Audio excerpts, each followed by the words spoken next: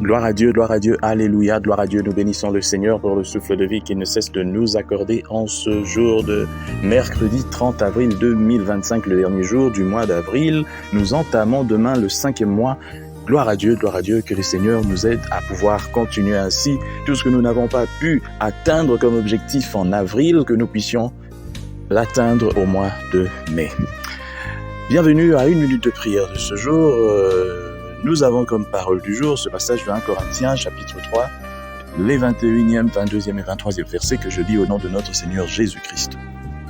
Tout est à vous, soit le monde, soit les choses présentes, soit les choses à venir. Tout est à vous, et vous êtes à Christ, et Christ est à Dieu. Waouh, quelle parole!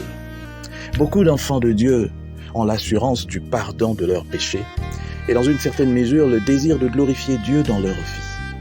Ils peuvent dire qu'ils sont sauvés par grâce, mais ils ne savent pas qu'ils sont héritiers de Dieu et co-héritiers de Christ, ou alors ils le savent, mais ils ne le réalisent pas.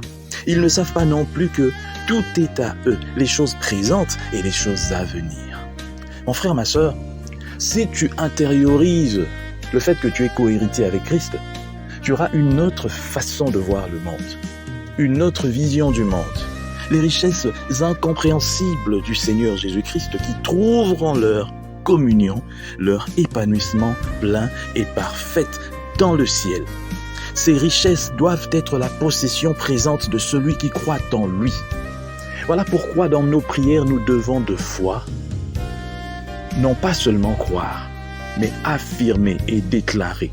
Seigneur, je vis dans ce monde.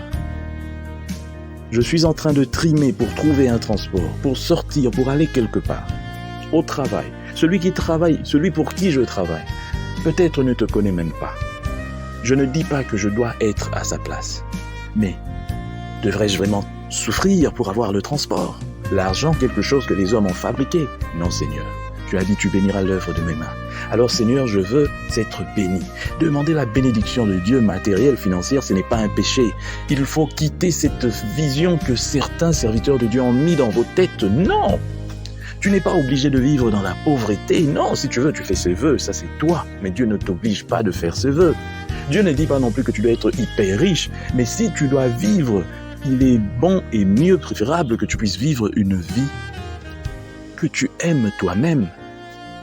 Une vie agréable qui plaise à toi-même et non une vie comme si tu étais, je ne sais pas, quelqu'un qui manque de tout, un mendiant. Non, tu dois refuser le fait d'être un mendiant. Et pour refuser, il y a des choses que toi tu devrais faire et Dieu fera le reste. D'abord, instruis-toi, apprends un métier, trouve un travail et Dieu bénira l'œuvre de tes mains. Parce que tout ce qui se trouve sur terre est à nous, tu peux les réclamer. L'argent, l'or et tout ça appartiennent à Dieu et toi, tu es fils de Dieu. Co-héritier avec Jésus-Christ. La guérison et toutes ces choses. Des fois, on croit en des choses qu'on ne voit pas, mais les choses qu'on voit, on n'arrive pas à croire. Il faut que notre foi augmente. Je bénis le Seigneur pour cette parole. Je bénis la vie de quelqu'un qui me suit en ce matin. Que cette parole atteigne les extrémités de la terre et que nous puissions la vivre pleinement au nom de Jésus-Christ. Amen. Bonne journée à tous.